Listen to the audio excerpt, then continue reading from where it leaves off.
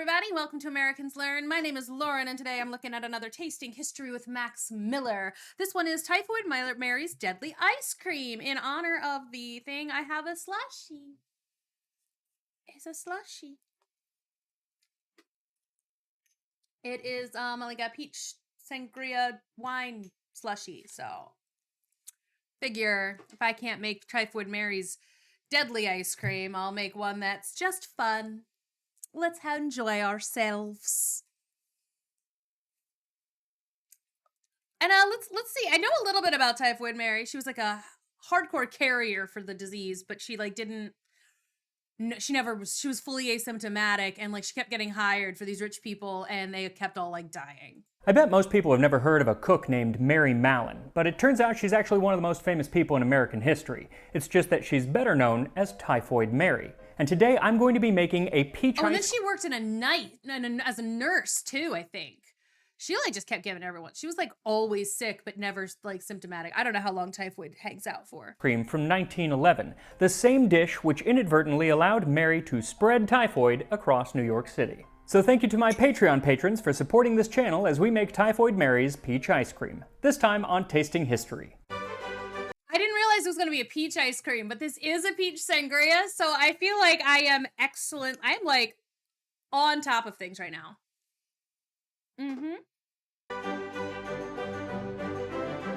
I was like so much more prepared for this than I thought. Earlier this year I did a video on the history of gout and people really enjoyed it, so I figured I would do a whole little series of videos that have to do with food-related illnesses spread out over the rest of the year. So this is number 2 in that series, a video on typhoid. Now, typhoid is still with us today in many parts of the world, but in North America and Europe, it was much more common in the 19th and early 20th century before hand washing became as common as it would become today. Back then, typhoid was endemic and caused millions of people to become seriously ill each year, and with a mortality rate of 10%, it was also one of the most deadly diseases around. It has a number of symptoms, but the most severe tend to be gastrointestinal in nature, and it's usually contracted by eating food or drinking water that has been contaminated with the Salmonella typhi bacteria. And so finding a source of that bacteria has always been the best way to stop an outbreak.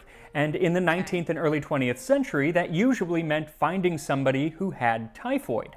But that wasn't the case with Typhoid Mary because while she had it, she didn't have any symptoms, so nobody knew that she had it. And she turned out to be the first known asymptomatic carrier of typhoid. And that would suck too, especially in that time, because you're not showing any symptoms. They don't know a ton about medicine in general. Like, and then you have somebody who's not showing any, like, there's no reason to believe she has it. And then someone was like, hey, you have this. And she'd be like, F you know? I feel fine. This is why asymptomatic people can be very dangerous. And this is why you should just be careful. Wash your hands. Mask up if you're feeling a little sick. But like, and that would have been the case back then too. But I'm just like, look, asymptomatic carriers are a very real thing.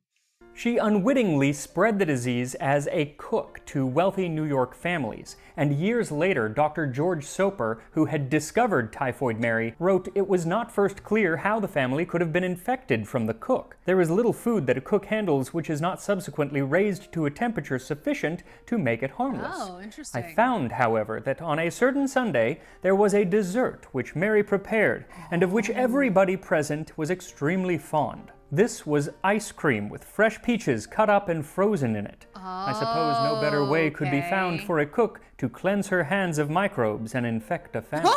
Now this dish might have been any kind of ice cream, he's not specific. It could have been vanilla with peaches, which is very similar to a peach melba, which I've done here on the channel before and which is in the Tasting History cookbook. But it also could have been peach ice cream, and so that's what I'm going to be making. And I found numerous peach ice cream recipes from this period, but I wanted to make an American-style ice cream because she was cooking in America, and that means one with no egg yolks in it. Also, an American-style ice cream doesn't need to be cooked, so everything is raw, which is important for spreading typhoid. The recipe comes from the I've made ice cream before. There was a couple of things that we did in like high school, or not high school, like 8th grade, where we like made, what did we do? We made paper. We made Play-Doh, and we made ice cream were some things that we made for funsies in chemistry class in 8th grade. 11 cookbook Everyday Desserts by Olive Green. And her name was not actually Olive Green, that was a pseudonym for Myrtle Reed. Peach ice cream. Olive Green's Mix pretty a good. quart of cream with a cupful of sugar and 4 tablespoons of sherry. Add 4 cupfuls of peaches, mashed fine and sweetened to taste, and freeze. Easy. Very simple, but it sounds delicious. So for this recipe, what you'll need is 8 to 10 ripe peaches, which should be enough to make about 4 cups of puree, plus a few more peaches to cut up and put into the ice cream. A lot of peaches. Then 1 quart or 1 liter of heavy cream, a quarter cup or 60 milliliters of sherry, and 1 cup or 200 grams of sugar, plus more for sweetening the peaches. And the amount of sugar that you'll need to sweeten the peaches is really going to depend on how ripe the peaches are. Peaches the can be pretty riper, the sweet. better. They will be sweeter, and the skin will come off a lot easier if they are ripe. And is that that how actually that works? how you need to start the recipe Cool, after okay. washing your hands so nobody gets typhoid. So the easiest way to peel a bunch of peaches is to slice the bottom with a little X, then bring a large pot of water to a boil and set the peaches in for about 15 or 20 seconds, and then take them out and immediately plunge them into ice water. Oh, that's so Just a few cool. seconds later, you should easily be able to peel the skin off using just your fingers. Can you do that with potatoes too? Isn't that the way that you can do with potatoes? I know that there's a way to do it with potatoes, but I could never remember what it is. Once they're all peeled, slice them in half and remove the pit. Of course, if they are nice and ripe, you're probably going to mangle the peach as you remove the pit, but since we're making this into a puree, it really doesn't matter. And I'd start with 7 or 8 of the peaches, which should be enough for about 4 cups of puree, and then you can save the other peaches for cutting up and freezing in the ice cream. And you can use a potato masher to mash the Ooh, peaches, fun. but much easier is to actually use an immersion blender if you have one. It would be fun to do because you both. want this to be as smooth as possible. You do. I would say do both because, like, you can have some. It's cathartic sometimes. to Just smash stuff. Then measure out 4 cups of the puree, and at this point in the recipe it says it should be sweetened to taste. So exactly how sweet that is up to you. If they're really sweet, you might not even need anything at all. Mine were fairly sweet, and I started off with about a half cup, but then I ended up going with about a whole cup, and that was sweet enough for me. Once the puree is ready to go, grab a large bowl and add in the cream as well as the sherry, and then slowly add in the cup of sugar, whisking as you do. Some of the old recipes that I found actually have you make the sugar into a syrup, which will incorporate better, but this one says to just add the sugar, so that's what I'm doing. That's making sugar into syrup is pretty easy. It's just boiling water and sugar, and it's usually a 1-to-1 ratio. That's how they do it. That's how you do it at the bottom. So you make a simple syrup. It's like a 1-to-1 ratio of boiling water and whatever. So it's like you can do it with like apricot jam to get like an apricot syrup if you want. You can do it with fig jam to do fig. You can do it with like all sorts of stuff. It's literally just like you make a jam and then add a couple, like add 1-to-1 ratio with the water, the boiling water, and now you have a syrup. And you can always add sweeteners to it if you want to. It depends on if you're making a jam fresh or if you're using fresh fruit, and then or if you're getting like a jam from a store.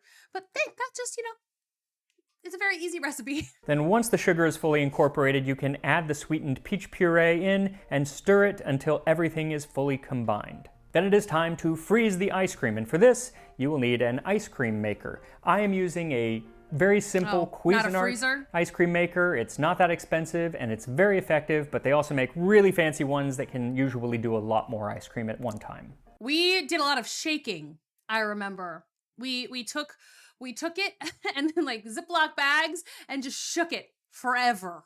Whatever you use, add the mixture to the maker and follow the instructions to turn it into a soft serve ice cream. And while it works, find a mold of some sort to freeze the ice cream. Ice cream was pretty much always molded at this time, often in the shape of the main ingredient, but for this you can use any mold, even if it's just a glass or metal bowl. Cucumber. So slice up one of the peaches and put a few slices in the mold, and then when the ice cream is ready, pour it into the mold. And you can add more peaches throughout so they'll get frozen inside. Then fill the mold to the top with the ice cream and set it in the freezer for several hours until it is nice and firm. And during that time, make sure you are subscribed to Tasting History. Hit that like button. It really does help out the channel as I tell you the tragic tale of Typhoid Mary. Fun. On August 27th, 1906, the daughter of... My slush is getting melty. It's going to be just drinkable soon. Just going to be a regular sangria soon. Charles Henry Warren, a banker to the elite of New York City, became horribly ill with typhoid. The family was in Oyster Bay on Long Island, where they'd rented a mansion for the summer. The area was filled with wealthy New Yorkers who spent their summers there to escape the heat of the city. So with this type of society, it was unusual that Mr. Warren's daughter should become ill with typhoid, which was a disease usually associated with poverty and filth. Even more worrying was that by the end of the week, Mrs. Warren, along with a second daughter, 2 maids, and a gardener, had all become ill with the disease. While this was obviously distressing for the family, who was ill, it was also distressing to the owner of the home, Mr. George Thompson. Oh, yeah. He actually owned several houses in the area and would rent them out, kind of an early adopter of the Airbnb model. But if word got out that his houses had typhoid, he was worried nobody would want to rent them. So before word spread, Thompson had some doctors from the area come in to test the waters of the water supply, the well, the cesspit, the outhouse, the one working toilet inside, but they all came up clean as a cesspit and a toilet can be. That is, they didn't have typhoid. Finally, Thompson contacted friends in New York who put him in touch with Dr. George Soper, who, despite his title, was not a medical doctor, but a sanitary engineer. Soper decided to focus on the people who were actually in the house, both the family and the people who were working there. But other than those who had already come down with typhoid, nobody else seemed to have any sign of the illness. But there was one person who, during the time of the outbreak, was there and then 3 weeks into it left. And she didn't leave a forwarding address, and she left with no notice at all. She was a cook. Oh, so did she, like, suspect then? Because I wouldn't have suspected even if I didn't have symptoms. Like, I wouldn't have even considered anything, you know? Like, and that's why, like, during like the pandemic or whatever, I did a couple of extra tests just to be safe, because I was like, I feel fine, but I'm going on a plane, or this is like after the things had opened up, or if it's like I know I'm going to be seeing someone who's immunocompromised or whatever, then I would take an extra test just because I was like, I feel okay, but even the time I got it, I barely had any symptoms, so. But like, again, if I wouldn't have suspected myself if I was her. Like, I really wouldn't have. I would have no reason to. Named Mary Mallon. Mary Mallon was born September 23rd, 1869 in County Tyrone in the north of Ireland. And when she was about 15, she emigrated to the U.S. and after living with her aunt and uncle, worked as a maid and then a cook in the homes of New York's affluent families. Between 1900 and 1906, she had worked for at least 7 families, the last being the Warrens in. But I will say she's Irish, though, and at that time, the Irish weren't particularly well beloved. So she might not have suspected herself, but she might have feared that someone would suspect her on account of her being Irish. Oyster Bay. And Dr. Soper was the first one who reached out to contact all of these families, and it turns out that all but one had had an outbreak of typhoid shortly after Mary started working for them. Okay, all 22 people had become ill and 1 young girl had died. And so Soper was the first to kind of put all of these dots together and came to the conclusion that it was Mary Mallon who was causing all of these outbreaks. Okay, so if this was the 7th time that she's working somewhere and then everyone gets typhoid, even if you don't suspect yourself, you might suspect you're cursed or something. Like, I don't believe in curses, but if that would make me maybe believe in a curse. Like, someone has cursed me. Like, I would believe it, I think, if that had been my case. My first thought still wouldn't be I'm an asymptomatic carrier of typhoid, especially not at the time when they didn't know asymptomatic carriers were a thing. Also, how long can you have it? Years? Does she just is it like a chronic, I don't know. That's wild that she never didn't have it. The problem was he didn't know where she was. It wasn't until the following year, in March of 1907, that he became aware of a report out of Manhattan, where a wealthy family living on Park Avenue was being ravaged with typhoid, leading to the death of a young woman in her 20s. And after some investigation, he learned that their cook was Mary Mallon, the current cook. And so he went to the house and went to the kitchen to confront Mallon, and when he was there, with all of her co-workers around, he said, "Have you noticed that everywhere you go, people get typhoid?" And she had. She admitted, yes, absolutely. Yeah, she would just notice thank that. goodness I've never gotten it. How lucky am I? And that's when he broke it to her that actually you probably did get it. It was just such a mild case that you never realized it. And then, in front of all of her colleagues, in his own words, "I was as diplomatic as possible, but I had to say I suspected her of making people sick, and that I wanted specimens of her urine, feces, and blood." She seized a carving fork and advanced in my direction. Mary! I pressed rapidly down the long, narrow hall, through the tall iron gate, out through the area, and so to the sidewalk. Okay, so she definitely suspected something. It's like, that is not the reaction you have. Like, you're embarrassed. That would be embarrassing, but it's not, you shouldn't respond to that with violence. I felt rather lucky to escape. I confessed to myself that I had made a bad start. You think? Apparently, Mary did not understand that I wanted to help her. No, you not. called her out in It front is of all of her unclear colleagues. whether Mary had any inkling at this time that she actually was the cause of all of these outbreaks. She obviously knew that they were happening, and she did leave shortly after they took place, but possibly just as a way to preserve her own health. Right. Also, I don't want to get typhoid.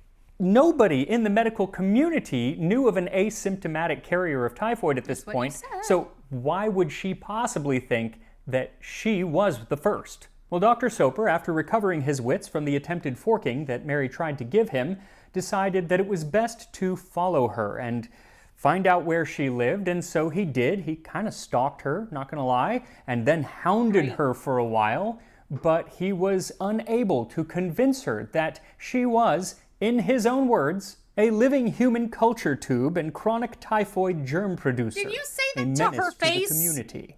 So much for bedside manner, right? Well, Dr. Soper decided finally to contact the authorities, specifically the New York City Health Department, and tried to convince them that he might have found the first known asymptomatic typhoid carrier. And finally, they agreed. The department acted favorably on my recommendation. It would get the specimens peacefully, if possible. But if this was not possible, it would get them anyway. Oh my God. First, the department sent a female doctor, Dr. Josephine Baker, a rarity at the time, but they thought that a female doctor might have better luck at getting Mary to give up some specimen samples, but she did not have better luck. Mary just slammed the door in her face.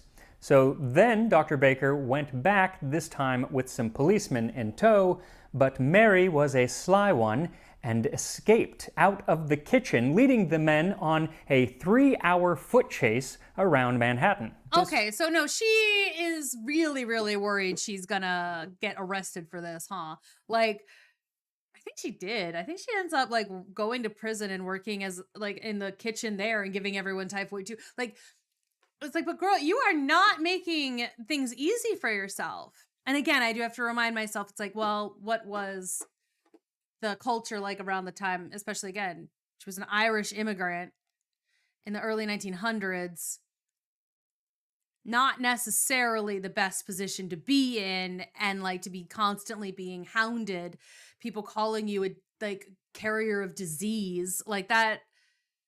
I feel like that, I mean, people have been saying horrible things about immigrants for a long time. So like that might be a good reason to dip, honestly. Like I've always like, at first I was like, girl, but now I'm thinking about it. I'm like, you know what?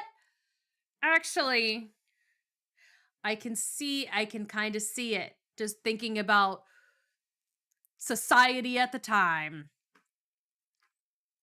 Getting out of there might make more sense in the moment. 40-year-old woman was seen leaping out of windows and over fences, and finally she barricaded herself in a privy, though likely had somebody helping her to put trash cans in front of it, and there the police finally caught up with her and took her into custody, but still Mary did not go quietly. As Dr. Baker described it, springing from her lair, fighting and cursing, both of which she could do with appalling efficiency and vigor, I told the policeman to pick her up and put her in the ambulance. This we did, and the ride down to the hospital was quite a wild one. At this point, Mary was taken to a hospital where they took samples, and it turns out Mary was just chock full of typhoid. So much typhoid! At that, she was sent into quarantine on North Brother Island in the East River off the Bronx. Your blood is all typhoid! Everything typhoid, all the way down, babes girl, sorry. Thus, Typhoid Mary, Mary Mallon, though 40, fat, buxom, a typical cook, has been a prisoner because of the fear of the doctors that she will spread the dread typhus germ wherever she lives. For 3 years, Mary was kept against her will on the island. Wow. And during that time, they never really explained to her why they thought that she was a carrier, why she had been spreading this disease. And of course even the doctors... Of course they didn't, because at this time they still thought that, didn't they? I feel they thought that a woman's uterus moved around. Like, they thought all sorts of weird stuff about women, and like they wouldn't tell her anything. I'm not surprised. Honestly, even now, even today, doctors, like, a lot of the time don't believe women when they come in with their symptoms, or like they won't do certain procedures unless they have the permission of a husband or something. Like, even today, they still don't. So I'm not surprised that in 1910 they just didn't tell her anything. Didn't seem to fully understand the situation because they didn't force her to wash her hands while she cooked for them. Yep, that's what I thought of. While she was on the island, she was one of the cooks for the nurses and the doctors. So that being the case, it's no wonder that Mary and many others believed that she was actually just being used as a scapegoat because she was an Irish immigrant. See, that's what I've been saying. At the time, there was so much fear and hatred against the Irish that they were often used as scapegoats for all sorts of things simply because they were Irish immigrants and they had an accent. She said, all the water in the ocean wouldn't clear me from this charge in the eyes of the health department. They want to make a showing. They want to get credit for protecting the rich, and I am the victim. But while some of the public did sympathize with her, many were also frightened of her, partly because of an article that Dr. Soper put out labeling her Typhoid Mary, a name which was picked up by newspapers and other doctors alike. In a letter to her lawyer, Mary wrote, I have been in fact a peep show for everybody. Even the interns had to come to see me and ask about the facts already known to the whole wide world. Sucks. The tuberculosis men would say, there she is, the kidnapped woman. Dr. Park has even had me illustrated in Chicago. I wonder how the said Dr. William H. Park would like to be insulted and put in the journal and call him or his wife Typhoid William Park. Though even as the name by which history would remember her spread, so too did her reputation for being quite the cook. She's good at it, I guess. In 1909, the Topeka State Journal reported that he wants to marry her. Out in Lansing, Michigan, there is a man anxious to marry Typhoid Mary. The man does not seem to doubt that Mary will have him. He never met the woman, who is said to be a living culture of typhoid fever bacilli. But all he read in the paper, he is assured she must be a good cook. Well, she did get hired at a lot of different places, and she's even cooking in a hospital, so prison, whatever. So it's like, you know what, fair. Valid assumption, my guy. He sets down as the first requisite of a good wife her ability to cook.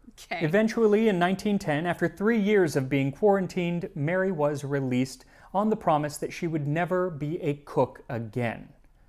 Unfortunately, that is not the end of our story, because after some months of trying to be a laundress and then trying to let out a room, Mary found that she just couldn't make ends meet, so she had to go back to her old profession of being a cook. Of course, no agency was going to place her with a wealthy family anymore, so she had to do something else. And Dr. Soper reported that she violated every detail of the pledge she had given to the Department of Health. She changed her name and went to cooking again. Under the name of Marie Bresshoff and sometimes Mrs. Brown, she now cooked in hotels, restaurants, and sanatoria. She didn't even really change her name very much. Everywhere that Mary went, typhoid was sure to go. Outbreak after outbreak after outbreak, everywhere that she worked. And I understand not wanting to admit that you're the one making all of these people But maybe sick. wash your hands. But at some point, I feel like she had to have realized that what the doctors were saying was true. She was the source of the bacteria. Then in 1915, when she was working at Sloan Hospital for Women in Manhattan, there was an outbreak that infected 25 people, 2 of whom died. And to discover the cause, the chief obstetrician reached out to someone with a proven track record, Dr. George Soper. Oh, dang. After a description of everyone who worked there, including the cooks, he obtained a writing sample from the cook and confirmed that is Mary Mallon, only... Love that they were like, I mean, he's a bona fide detective in this one case. ...under a different name. So she was confronted, she fled to Long Island, but there the police caught up with her. At this point, yes. Once again taken into custody and sent back to North Brother Island, this time for the remainder of her life. Wow. For 23 years, she lived on the island in a cottage, and for work, she would wash bottles in the laboratory. And occasionally she was allowed to visit the mainland for the day, because unless she was cooking, she wasn't really a danger to anyone, but she would always have to come back to the island by nightfall. You know what? That's actually maybe a little better, because now she was given a house, it looks like, didn't need to really make money anymore. It's fine. She just lives here now. She had lost all of the fight that she had in her first quarantine, and by all accounts had become resigned to her fate. And Dr. Soper, the man who had somewhat cruelly dubbed her Typhoid Mary, wrote that she felt that she had been hounded because of typhoid fever. She did not admit that there was any typhoid about her, but since others said there was, she had not been allowed to go freely where she pleased and do what she wanted to do. As her lawyer had said, she had been advertised to the world as a dangerous person, really is unfortunate, and had been treated worse than a criminal, and yet she had not been guilty of the least violence toward anybody. On Christmas morning 1932, she was found on the ground in her cottage, paralyzed from a stroke, and 6 years later, in November of 1938, she died, and only 9 people came to her funeral. By that time, Mary Mallon was all but forgotten, but Typhoid Mary is remembered to this day. Honestly, even for all her obstinance, it's really hard not to pity Mary Mallon. Yeah, During her lifetime, other asymptomatic carriers of typhoid were identified, and none of them were put away forever. They were allowed to live their lives. Well, did they, keep purposefully getting work where they were putting other people in danger? Because that seems like the reason that the first time seems really unfair, that that first initial 3 years, that does seem really, really unfair, especially if they weren't giving her any other skills, and if no one was going to help her out, become a maid or something, some other profession. But after that, she went right back to cooking and didn't change anything about how she was doing anything else. That she actively did put people in danger knowingly at that point. At that point, it was knowingly. So it's the others didn't get shafted in quite the same way, but were they knowingly putting other people in harm's way? I can see both sides of this one. Now, it was the fact that she went back to cook that was the issue at hand. And so, she couldn't be trusted not to do that. That's what I said. Also, it's hard to imagine what she actually believed way back then, when the idea of germs and how it all worked and how disease was spread was still unknown by most of the public. This was a time before hand washing was very common, even when you were a cook. Or a doctor. Fortunately, we live in a time where it's very well known and documented, and so we do wash our hands, especially before we cook, so we don't have to worry about passing on typhoid with dishes like this peach ice cream.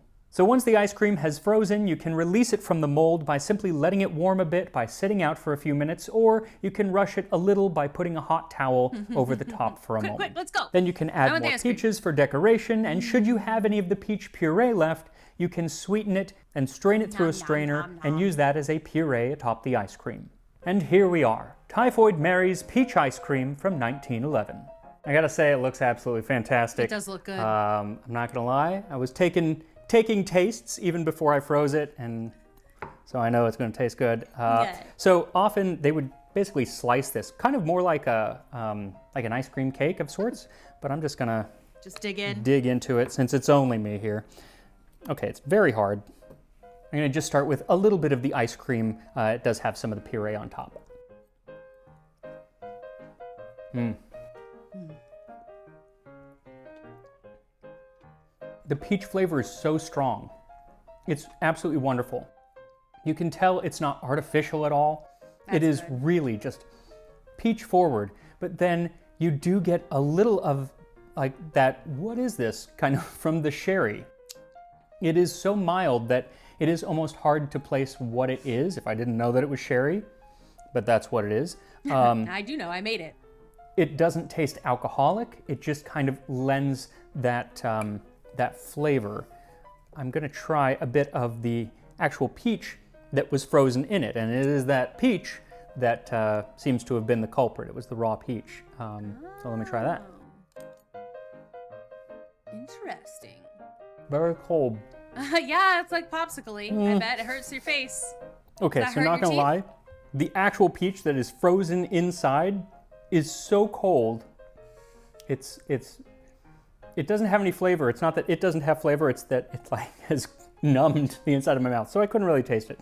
I think if I let it cool a little or warm a little bit, it'll be better, but I understand, I think that having the peaches on the outside, not frozen, would be better, but he did say that they are frozen in it, and I did find recipes for peaches specifically, but other fruits as well, being frozen inside, so it was a thing, and I guess even today they freeze pieces of fruit. It's really, really cold. But just the ice cream, I think, that's the way to go. Good enough. So if you want to know more about Typhoid Mary, one of the best books on the subject was actually written by Anthony Bourdain, who I absolutely love. And I didn't know that he did any historical food writing, but it's really, really good. And he's a wonderfully entertaining author. So I wish that he had been able to do more of that. But it's definitely worth a read. So I'll have more food-centric, malady-themed videos coming in the future. I have a whole list of ones that I want to make. You should make this. It's actually really easy as long as you have an ice cream maker and as long as peaches are in season. There are other recipes that use canned peaches, but this one does call for fresh, and it's delicious. Perfect for summer. So I will see you next time on Tasting History. Bye! All right, that was great.